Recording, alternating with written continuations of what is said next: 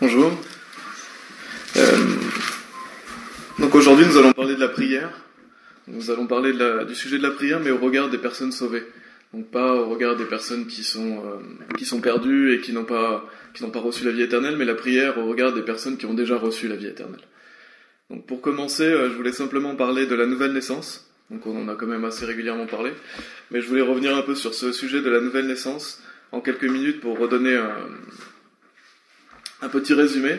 Et je trouvais ça bien. Donc on a pris le chant numéro 238 juste avant, parce que c'est un chant qui montre bien que le salut est gratuit, qu'on n'a rien à offrir à Jésus-Christ.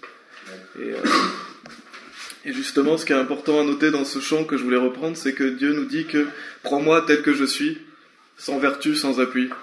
Donc ça montre que quand on vient à Jésus-Christ, on vient tel que l'on est. Et c'est très important de toujours retenir ça, la simplicité de l'Évangile. J'en avais déjà parlé, mais nous venons à Jésus-Christ tel que nous sommes. Nous n'avons rien à offrir. Ça veut dire quoi? Ça veut dire que Dieu ne nous demande pas de changer de vie, Dieu ne nous demande pas de venir à lui en ayant tourné la page sur certaines choses, il nous demande simplement de nous tourner vers lui. Amen. Et c'est ce que signifie la repentance. Donc je voulais revenir un peu parce que on sait qu'au regard du salut, il y a la repentance et il y a la foi. Donc la repentance, qu'est-ce que ça signifie justement? C'est se tourner vers Jésus-Christ. C'est le fait de se tourner vers lui et de rejeter ses anciennes croyances, de passer du rejet de Christ à la foi en lui. Et c'est ce que dit ce chant, « Prends-moi tel que je suis ». Donc malheureusement, beaucoup de gens croient que la repentance c'est le fait de changer de vie, se repentir de ses péchés, mais Dieu nous dit non, je vous prends tel que je suis, venez à moi, tournez-vous vers moi et mettez votre foi en moi et vous serez sauvés. Et c'est ça la simplicité de la nouvelle naissance. La nouvelle naissance elle a lieu quand on se tourne vers Jésus-Christ et quand on place sa foi en lui. Et à ce sujet, un verset qui est important, qui parle de la nouvelle naissance, même deux versets, qui nous disent « Mais à tous ceux qui l'ont reçu », qui est en Jean 1,12 et Jean 1,13. Mais à tous ceux qui l'ont reçu, il leur a donné le pouvoir de devenir les enfants de Dieu, savoir à ceux qui croient en son nom, qui ne sont point nés du sang, ni de la volonté de la chair, ni de la volonté de l'homme, mais de Dieu. Et qu'est-ce que nous dit ces versets? C'est que la nouvelle naissance, elle vient de Dieu. Elle vient pas de nos œuvres, elle vient du fait qu'on croit en Jésus-Christ. Ça nous dit bien à ceux qui croient en son nom. Donc la nouvelle naissance a lieu une seule fois, le jour où vous vous tournez vers Jésus-Christ, et vous placez votre confiance en lui. Après, vous êtes un enfant de Dieu. La Bible dit que vous êtes scellés de l'Esprit Saint jusqu'au jour de la rédemption, c'est-à-dire jusqu'à votre mort. Vous n'avez pas à œuvrer pour prouver que vous êtes sauvé, vous n'avez pas à œuvrer pour garder votre salut. Et Dieu vous garde, Dieu vous protège, et jamais il vous abandonnera. Donc là, je voulais faire un point là-dessus, pour en venir justement au fait qu'on va parler de la prière pour ces personnes qui sont nées de nouveau, toutes les personnes qui ont accepté Jésus-Christ. Donc c'est la prière des saints, parce qu'une fois qu'on est sauvé, on est appelé saint dans la Bible. Souvent les gens croient que, surtout dans la religion catholique, pour être saint, il faut avoir achevé quelque chose, il faut avoir fait des bonnes choses dans sa vie, mais la Bible nous dit pas ça, la Bible nous dit qu'on est saint quand on croit en Jésus-Christ. On est déclaré saint, et donc on est sauvé. Donc on va rentrer dans le sujet. Quel est le sens du mot prière? Prier, donc c'est demander quelque chose. Quand vous priez à Dieu, c'est que vous demandez quelque chose à Dieu. Et à ce sujet, donc Dieu nous dit comment prier. Si vous voulez aller en Jacques 1, 5, 8.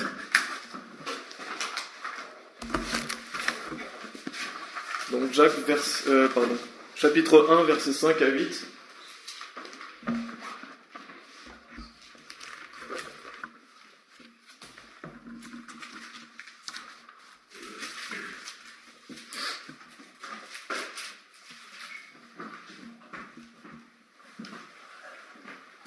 Donc c'est normal si vous n'avez pas la même version, c'est la Osterwald que j'utilise.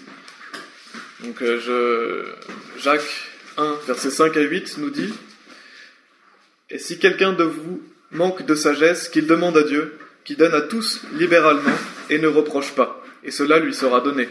Mais qu'il demande avec foi, sans douter, car celui qui doute est semblable au flot de la mer, qui est agité par le vent et ballotté çà et là. Qu'un tel homme, en effet, ne s'attendent pas à recevoir quelque chose du Seigneur.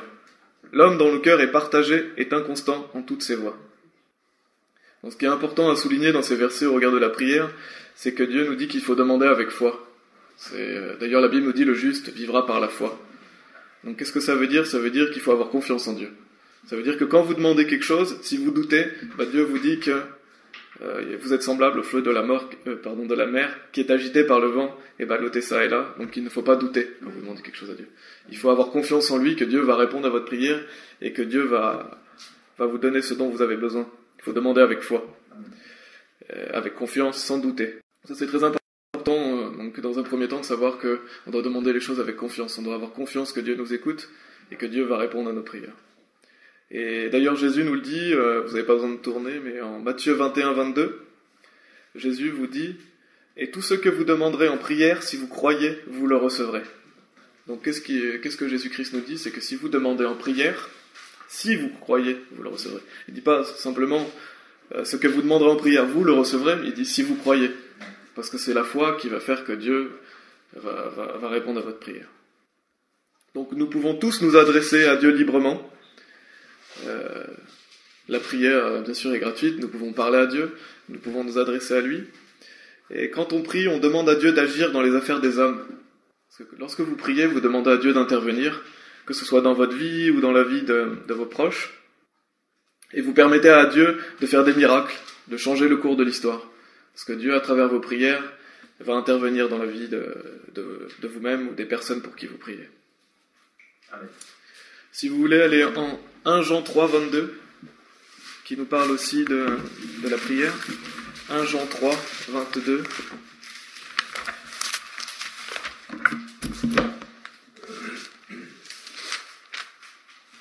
Jean 3, verset 22, qui nous dit « Et quoi que nous demandions, nous le recevons de lui, parce que nous gardons ses commandements et que nous faisons ce qui lui est agréable. » Donc ce verset nous montre que nous recevons lorsque nous lui sommes agréables.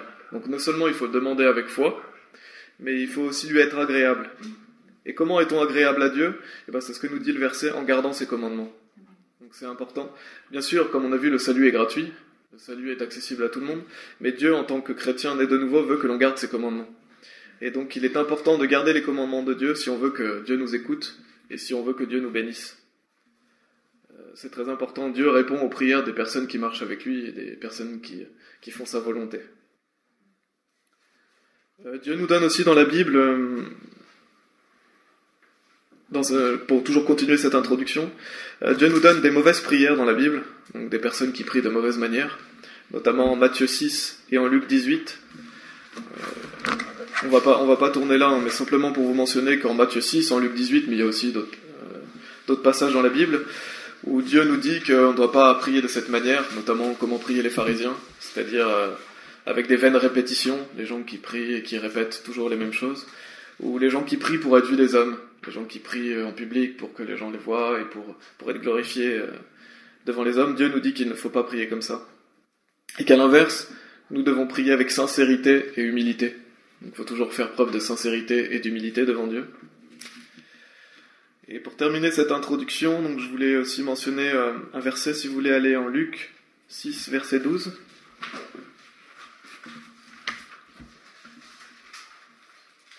Luc 6, verset 12, qui nous parle de Jésus-Christ. Et pour terminer cette... Luc 6, 12. Donc c'est simplement pour terminer cette introduction de mentionner le fait que Jésus-Christ, qui est notre maître, qui est notre Dieu, qui est notre modèle, priait beaucoup. La Bible nous montre à de nombreuses reprises que Jésus-Christ priait le Père. Et en Luc 6, 12, il est notamment dit « Et il arriva en ces jours-là qu'il s'en alla sur une montagne pour prier, et il passa toute la nuit à prier Dieu. » Donc qu'est-ce que Jésus-Christ a fait? Il a passé toute la nuit à prier Dieu. Donc on doit prendre exemple sur notre Seigneur, qui est Dieu le Fils, qui priait Dieu le Père, et n'a jamais oublié que Jésus-Christ priait Dieu, et que nous, on doit en faire de même. Donc voilà pour l'introduction. Donc c'est important de savoir qu'on doit prier avec foi, que Dieu écoute aussi les personnes qui gardent ses commandements, et que nous devons faire attention à ne pas prier pour être vus des hommes, ne pas faire de vaines répétitions, mais prier avec sincérité et humilité, comme Jésus-Christ le faisait. Maintenant, nous allons voir en plusieurs points pourquoi prier. Donc là, on a vu comment prier, brièvement bien sûr, mais maintenant on va voir pourquoi prier. Et il y aura 4 parties. La première partie, c'est parler à Dieu. Donc on va voir avec 4 P. J'ai choisi la lettre P Pour ces parties, la première partie, c'est pour parler à Dieu. Pourquoi on prie? Pour parler à Dieu. Donc la prière nous permet de nous adresser au Tout-Puissant, au Créateur. Et nous ne devons jamais oublier que nous parlons à Dieu. Souvent, on peut aussi, par habitude, oublier qu'en fait, on parle au Créateur.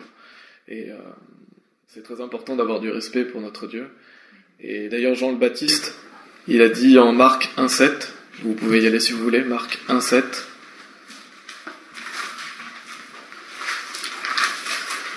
Marc, chapitre 1, verset 7.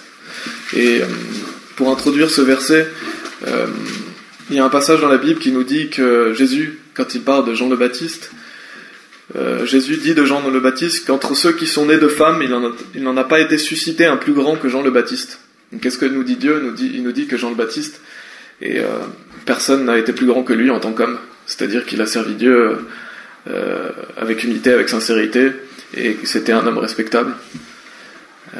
Donc qu'est-ce que nous dit justement Jean le Baptiste? Ce verset qui parle de Jean le Baptiste nous dit « Et il prêchait en disant », donc Jean le Baptiste qui parle, « Il en vient un après moi, qui est plus puissant que moi, duquel je ne suis pas digne en me baissant de délier la courroie des souliers. » Donc qu'est-ce que dit Jean le Baptiste? Il dit qu'il n'est même pas digne de se baisser et de défaire les lacets de Jésus-Christ. Donc ça nous montre le respect qu'avait Jésus-Christ le respect de Jean le Baptiste qu'avait pour Jésus-Christ. Donc que Dieu est grand, qu'on n'est même pas digne de défaire ses lacets. Donc quand on prie à Dieu, il ne faut jamais oublier la grandeur de Dieu, que nous parlons à Dieu et que nous devons avoir du respect pour Dieu. Ensuite, si vous voulez aller en psaume 5.3, c'est un psaume qui parle de la prière aussi. Donc là on vient de voir qu'il faut, quand on parle à Dieu, il faut le respecter. Et qu'est-ce que nous dit Dieu aussi en psaume 5.3 qui est intéressant au sujet de la prière? Dieu nous dit « Éternel, dès le matin tu entends ma voix, dès le matin je me tourne vers toi et je regarde. » Donc ce verset nous montre que Dieu nous écoute, Dieu nous entend, il entend notre voix. Et il est vraiment intéressant de noter, je ne sais pas si vous voyez dans ce verset, il y a 2 fois quelque chose qui est répété. Et c'est dès le matin. David nous dit, dès le matin tu entends ma voix, dès le matin je me tourne vers toi. Et il n'y a pas de hasard dans la Bible, Dieu ne fait jamais les choses par hasard. S'il souligne 2 fois la même chose dans un seul verset, c'est que c'est très important. Et qu'est-ce qui est important à retenir, c'est qu'on doit prier dès le matin. Dieu nous montre l'importance du fait de prier dès le matin, qu'on doit commencer avec Dieu notre journée. Donc prier dès le matin doit être une priorité pour nous, tout comme lire la Bible. Et si nous voulons marcher par l'Esprit, il nous faut commencer la journée avec Dieu. Donc on doit toujours commencer avec Dieu si on veut pouvoir marcher par l'Esprit. Parce que la vie chrétienne se vit au jour le jour. Et chaque jour on doit décider de marcher par l'Esprit et de ne pas marcher par la chair. Donc voilà, important de retenir que la prière le matin est très importante pour Dieu. Et vous n'avez pas besoin de tourner là, mais je vais vous donner un autre verset qui est 1 Roi 8, 45. 1 Roi 8, 45. Qui dit « Exauce du ciel leurs prières et leurs supplications et fais leur droit. » Exauce du ciel leurs prières et leurs supplications et fais leur droit. Donc simplement pour mentionner encore une fois que Dieu nous écoute du ciel et qui fait droit. Donc nous devons faire savoir à Dieu nos requêtes et il nous écoute dans sa sainte demeure. Dieu nous écoute, on doit lui faire savoir nos requêtes. Et d'ailleurs il y a un verset où vous pouvez tourner cette fois-ci si vous voulez, dans le Nouveau Testament, c'est Philippiens 4, 6. Donc vous avez Galates, Éphésiens, Philippiens. Galates, Éphésiens, Philippiens. Philippiens 4, 6, qui va justement vous montrer qu'il faut faire connaître vos requêtes à Dieu. Donc le verset nous dit « Ne vous inquiétez de rien, mais en toute chose faites connaître vos requêtes à Dieu par la prière et la supplication avec gratitude. » Ainsi, nous ne devons pas nous inquiéter, c'est ce que nous dit « Ne vous inquiétez de rien ». Et nous devons faire connaître à Dieu nos requêtes. Qu'est-ce que nous demande Dieu? Justement, qu'on se confie en lui. Dieu veut que l'on puisse se confier en lui, que l'on s'appuie sur sa force, sur sa bonté, et qu'on lui fasse, que nous devons nous appuyer sur Dieu et lui faire connaître nos besoins. Prier nous permet donc de parler à Dieu, de le remercier, de lui faire des demandes, de demander justice. La prière est un moyen de communiquer avec Dieu. Et si vous ne priez pas, qu'est-ce que ça va faire? Vous vous coupez de bénédiction. Parce que Dieu a des cadeaux à donner à ses enfants, mais si vous ne lui demandez pas, Dieu ne va pas forcément vous les donner. Et d'ailleurs, la Bible dit à ce sujet, vous n'obtenez pas parce que vous ne demandez pas. Pourquoi vous n'obtenez pas? Parce que vous ne demandez pas. Et ainsi, si nous ne demandons pas, nous nous privons de bonnes choses que Dieu pourrait nous donner. Dieu a de merveilleux cadeaux à nous faire, et si nous ne prions pas pour les recevoir, alors nous n'allons pas les recevoir. C'est pour ça que c'est si important de parler à Dieu, de lui faire des requêtes, de lui demander ce dont on a besoin. Après, bien sûr, Dieu ne va pas répondre forcément de la manière dont vous attendez. Et d'ailleurs, à ce sujet, dans le Nouveau Testament, Jacques 4, 3, donc il y a un verset du Nouveau Testament, nous dit « Vous demandez et ne recevez point parce que vous demandez mal, afin de pouvoir le consumer pour vos convoitises. » Donc ça, c'est un verset qui nous montre que si nous faisons des prières pour notre propre convoitise, Dieu ne va pas répondre. Dieu n'est pas là pour accomplir les désirs de notre chair.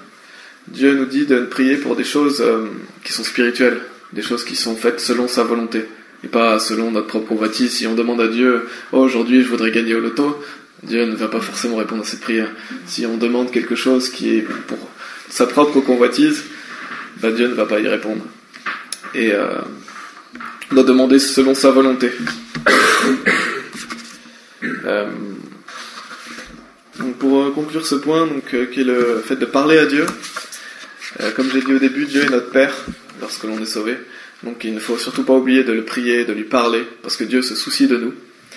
Et il y a un verset en 1 Pierre 5, 7 qui nous dit « Vous déchargeant sur lui de tous vos soucis parce qu'il a soin de vous. » Donc Dieu a soin de vous, Dieu se soucie de vous. Donc parlez-lui et il prendra soin de vous et il vous bénira. Donc voilà le premier point qui était le fait de parler à Dieu. Maintenant nous allons voir plaire à Dieu. Parce que la prière est quelque chose qui plaît à Dieu. Non seulement vous parlez à Dieu, mais c'est agréable à Dieu.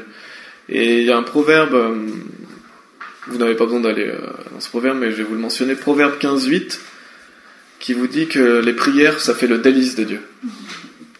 Donc le sacrifice des méchants est en abomination à l'Éternel, mais la prière des âmes intègres est son délice. Donc c'est un mot qui est fort. Ça montre que lorsque vous priez, vous faites le délice de Dieu, parce que vous lui êtes agréable, et que vos prières sont précieuses. Et on va aller à ce sujet, si vous voulez aller dans Apocalypse. Apocalypse 5.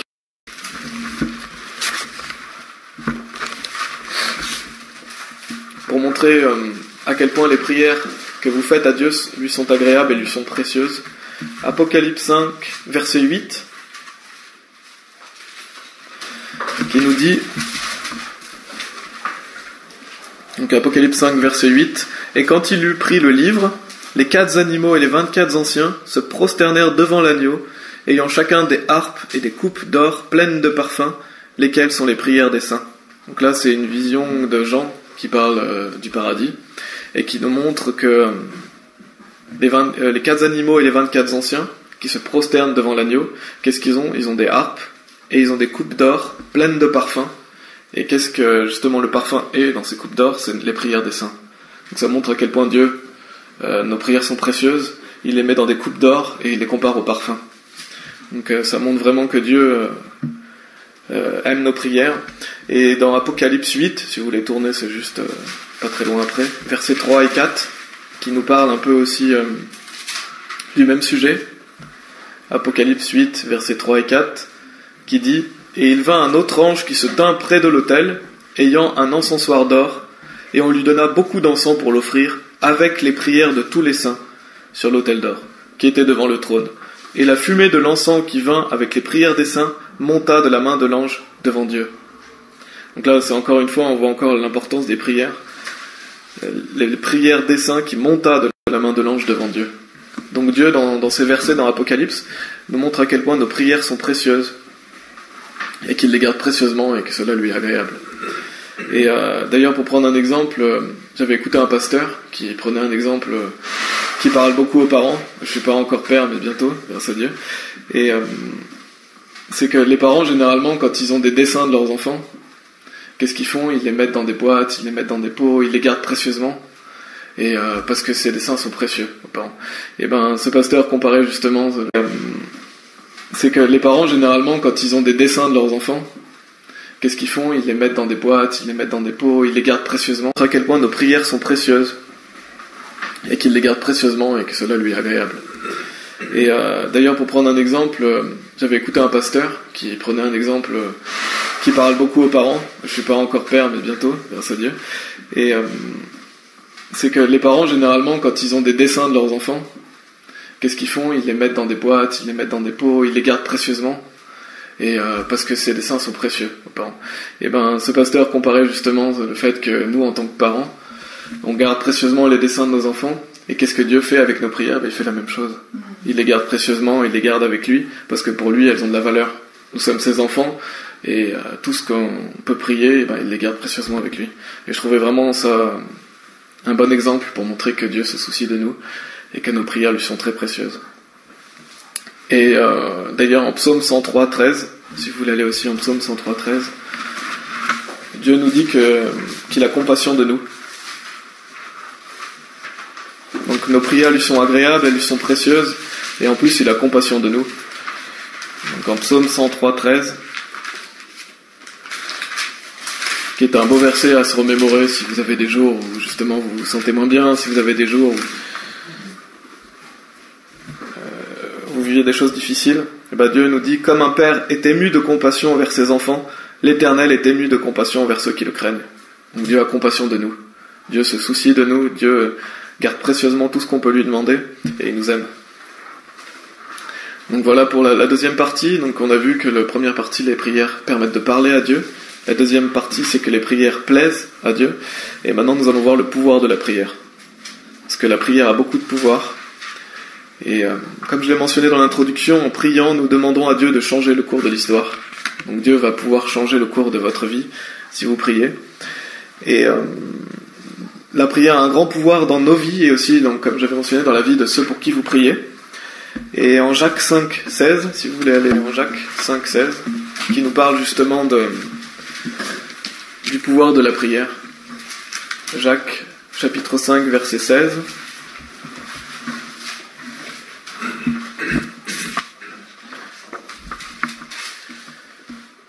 Qui nous dit: confessez vos fautes les uns aux autres et priez les uns pour les autres, afin que vous soyez guéris. L'efficace prière fervente d'un homme juste vaut beaucoup. Donc c'est vraiment... là on souligne surtout la fin du verset qui vous dit: l'efficace prière fervente d'un homme juste vaut beaucoup. Dieu dit qu'elle vaut beaucoup. Ça veut dire qu'elle est très importante. Ça veut dire que la prière a un pouvoir qui permet de changer les choses. Et Dieu nous demande de prier les uns pour les autres, comme on peut le voir dans ce verset. Priez les uns pour les autres. Donc la prière a le pouvoir d'aider vos frères et sœurs en Christ, d'aider votre famille. Il faut savoir prier pour les autres. Et ce verset nous montre aussi afin que vous soyez guéris.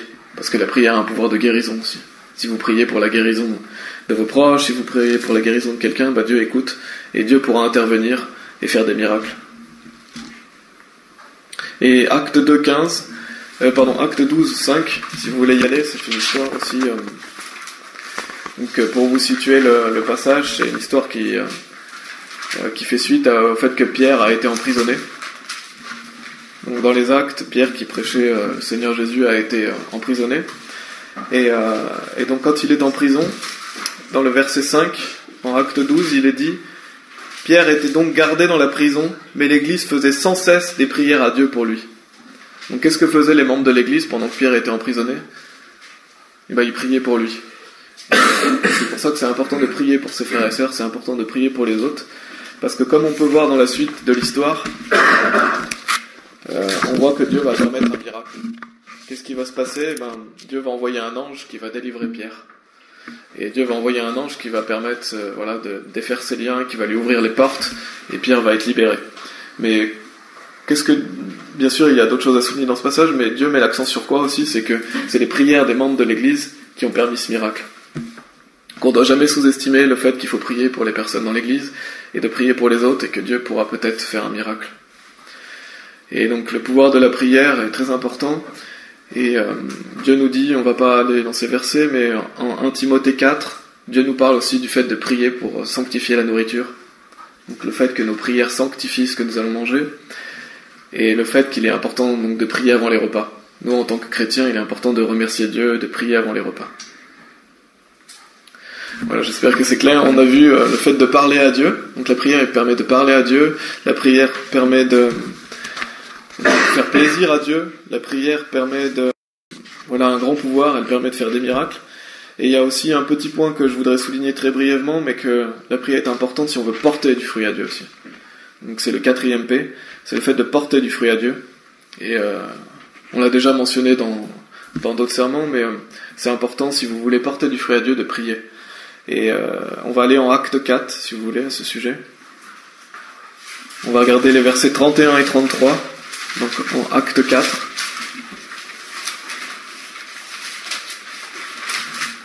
Acte 4, verset 31, qui nous montre justement déjà le pouvoir de la prière. Bien sûr, ça peut être dans la continuité de ce qu'on a vu avant, mais aussi le fait que si vous voulez porter du fruit à Dieu, il faut prier. Parce que c'est un passage vraiment intéressant qui nous montre que Dieu nous remplit de son esprit. Ça nous dit, lorsqu'ils eurent prié, le lieu où ils étaient assemblés trembla, et ils furent tous remplis du Saint-Esprit, et ils annonçaient la parole de Dieu avec hardiesse. Donc déjà là on peut noter le fait que parce qu'ils prient, Dieu va les remplir du Saint-Esprit. Et quel est le résultat du fait qu'ils soient remplis du Saint-Esprit? C'est qu'ils annonçaient la parole de Dieu avec hardiesse. Donc si vous voulez parler justement de l'Évangile, si vous voulez parler de la Bible, il faut prier Dieu, et Dieu vous remplira de son esprit afin que vous puissiez prêcher avec hardiesse, c'est-à-dire avec courage, c'est-à-dire avec force. Et à la suite, verset suivant, il nous dit « Or la multitude de ceux qui avaient cru n'était qu'un cœur et qu'une âme, et personne ne disait que rien de ce qu'il possédait fût à lui, mais toutes choses étaient communes entre eux. Et les apôtres rendaient témoignage avec grande puissance de la résurrection du Seigneur Jésus, et une grande grâce était sur eux tous. » Donc encore une fois, ça souligne le fait que les apôtres y rendaient témoignage de Jésus-Christ avec grande puissance. Et cette puissance ne venait pas d'eux-mêmes, cette puissance venait du Saint-Esprit de Dieu, dont Dieu avait rempli ces personnes afin de prêcher l'Évangile. Et souvent on pourrait se dire, oui mais moi j'ai pas de force, j'ai pas de courage, je peux pas aller parler aux gens dans la rue. Mais il faut toujours se dire que les personnes qui vont dans la rue, elles sont pas meilleures que vous. Les personnes qui vont prêcher l'Évangile n'ont pas forcément des capacités, elles s'appuient simplement sur Dieu. Et c'est Dieu qui va vous donner ce courage de pouvoir parler aux gens. Je peux prendre l'exemple de moi-même, je suis pas quelqu'un qui suis à l'aise, je suis pas quelqu'un qui est très bon en communication, mais je sais que c'est Dieu qui permet cela. Parce que si on demande à Dieu, Dieu nous remplit de sa force, et nous ne pouvons que glorifier Dieu, parce que sans lui on est incapable de faire quoi que ce soit. Amen. Et c'est Dieu qui nous donne donc le courage, la force, et qui nous remplit de son esprit. Donc si vous voulez être rempli de l'esprit, si vous voulez œuvrer pour Dieu, il faut lui demander. C'est ce que nous montrent ces passages, que Dieu nous remplit de son Saint-Esprit quand on lui demande. Donc Dieu nous utilise tous pour prêcher l'Évangile, et Dieu d'ailleurs nous dit que c'est un commandement pour tout le monde d'aller prêcher l'Évangile. Pour faire un petit résumé, nous avons vu 4 points. Donc pourquoi prier? Donc les 4 P, c'est-à-dire parler à Dieu, le fait de plaire à Dieu, c'est donc les prières qui plaisent à Dieu, le fait que la prière a du pouvoir, qu'elle permet des miracles, et nous pouvons prier aussi pour porter du fruit à Dieu. Bien sûr, cette liste est vraiment un nombre exhaustif, il pourrait y avoir beaucoup plus de points. Maintenant, nous allons pour finir voir le fait qu'il faut prier avec persévérance. Et ça, c'est très important aussi. Dieu nous le montre dans plusieurs versets, que c'est avec persévérance qu'il faut prier. Donc si vous voulez aller à ce sujet en Éphésiens 6, 18. Éphésiens 6, 18.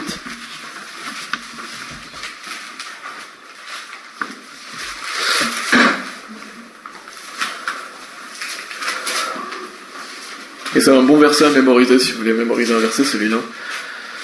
Parce qu'il est très important justement pour la persévérance. Dans Éphésiens 6, 18, la Bible nous dit « Priant en tout temps par l'Esprit, par toutes sortes de prières et de supplications, et veillant à cela en toute persévérance et supplication pour tous les saints. » Donc qu'est-ce que nous dit ce verset? Qu'il faut prier avec toute persévérance. Et qu'est-ce que cela veut dire concrètement? Qu'il faut prier tous les jours. C'est pas quelque chose qu'on fait une seule fois, et on se dit « ça y est, j'ai prié ». Non, il faut veiller à le faire avec fidélité. Dieu veut qu'on l'en prie avec fidélité, il veut qu'on prie avec persévérance. Et d'ailleurs, il nous dit « veillant à cela ». Donc il nous dit donc de prier veillant à cela en toute persévérance. Et qu'est-ce que ça veut dire veiller? Ça veut dire le fait que notre chair est faible. La Bible nous dit que la chair est faible, mais l'esprit est bien disposé. Ça veut dire qu'il nous faut veiller en marchant par l'esprit, parce que nous pouvons tous chuter, Et Dieu nous demande de veiller. Il faut il faut marcher par l'esprit et avoir une vie de prière avec Dieu. Parce que si vous priez, Dieu va vous protéger, Dieu va vous bénir, et ainsi vous pourrez le faire avec persévérance. On va aller, c'est le dernier verset où on va aller ensemble, c'est Romains 12, si vous voulez y aller,